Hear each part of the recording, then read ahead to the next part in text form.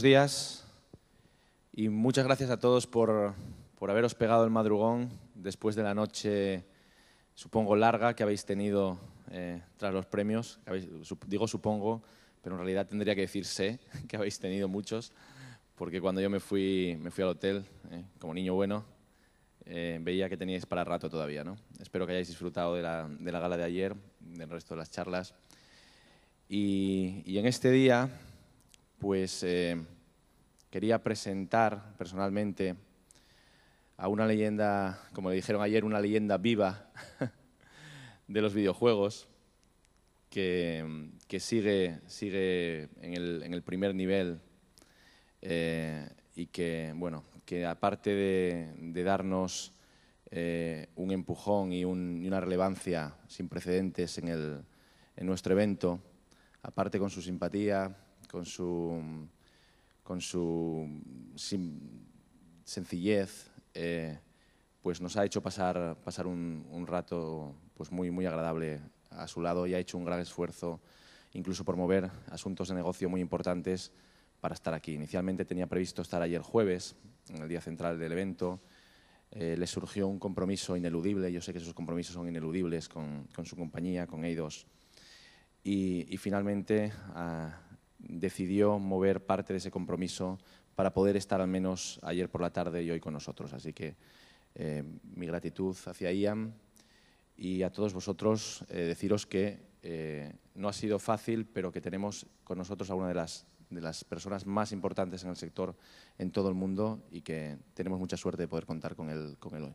Así que Ian, muchas gracias cuando quieras. Gracias. Thank you very much. Hola, buenos días. Me llamo Juan, soy inglés, me gusta paella mixta y gambas a la plancha, pero no hablo mucho español, perdone, entonces inglés. So that's it for my Spanish. So it's great to be here to celebrate all that's happening in Spanish development. It's a very exciting time, I'm sure, for you all, and it's a very exciting time for the world of games. It's moved along from very humble beginnings and no longer than 30 years ago to a worldwide industry, a mass market entertainment medium, and it's projected that by the year 2015, the sales from online and offline games will be $90 billion. Now, that's quite extraordinary considering such a limited life of our existence. I've been in games most of my life. I'm from the Steam age, and what I'd like to show you today is my journey through games from the pre-technology days to where we are today. And I'm going to talk about the birth of Games Workshop, interactive books that I've written, and then how I got into video games. And I'm going to use Lara Croft as a case study for showing you what can happen, the value of intellectual property that this industry is now creating. You know, it's no surprise that Hollywood has turned its attention to exploiting our characters that we have created, such as the impact the characters have had on society, both culturally, socially, and economically. So, but enough of that. So let's get on with the show. I'll try and make it as light-hearted as possible. I think important in life that you take your job seriously, but you don't take yourself too seriously. So, you know, we all play games, of course. We learn from a very early age, interact with the world, and, you know, learning through play is what we do naturally until we get older. Now, these characters up here, this was way back in 1975, and this is my starting games. I'd been playing games as a student with these guys, and this disreputable-looking character up here, that's me. We started a company called Games Workshop, and we were making these wooden games.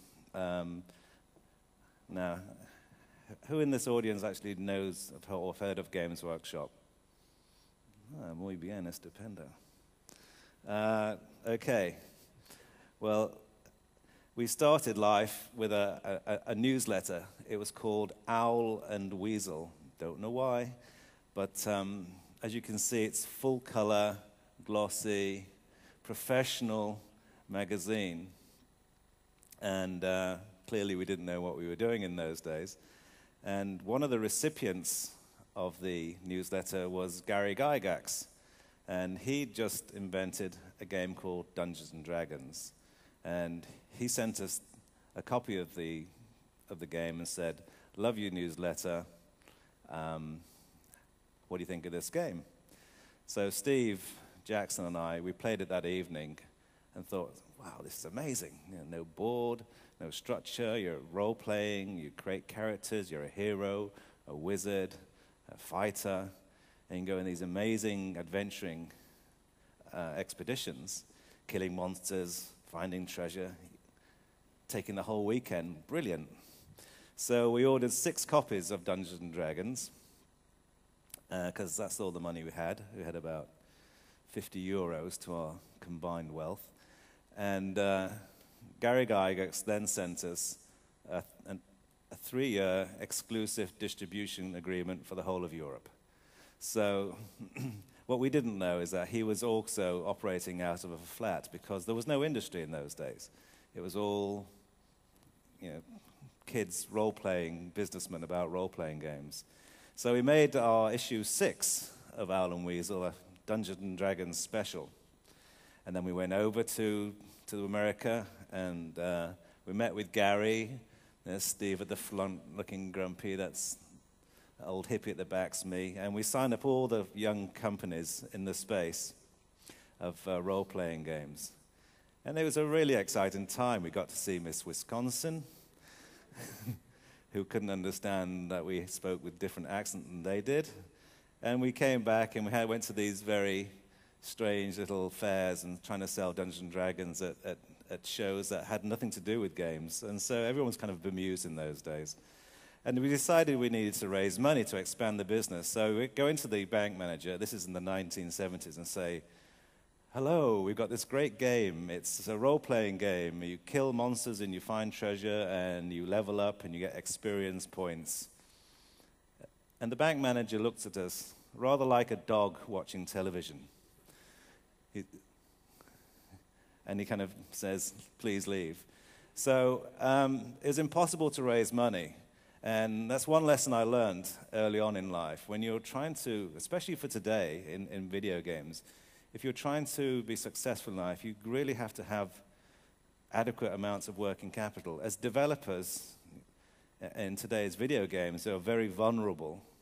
When a project comes to the end of its lifespan, if you haven't got a multi-title publishing deal with a publisher, you're very vulnerable. So unless you've got access to capital, it puts you in a very difficult situation. You either go out of business, or you're sold, or you lose your intellectual property.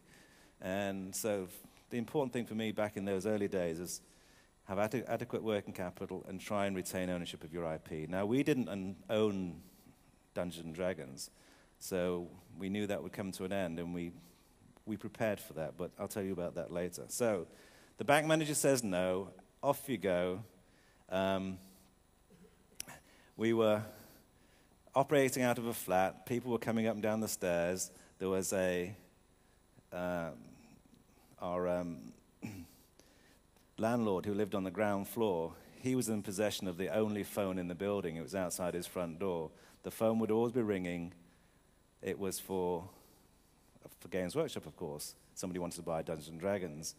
And he got fed up with this, and he said, and every time the phone would ring, we'd go down the stairs, always too late. The landlord was always there first, and he'd pick up the phone. "Hello? You want Games Workshop, do you? Well, you can piss off."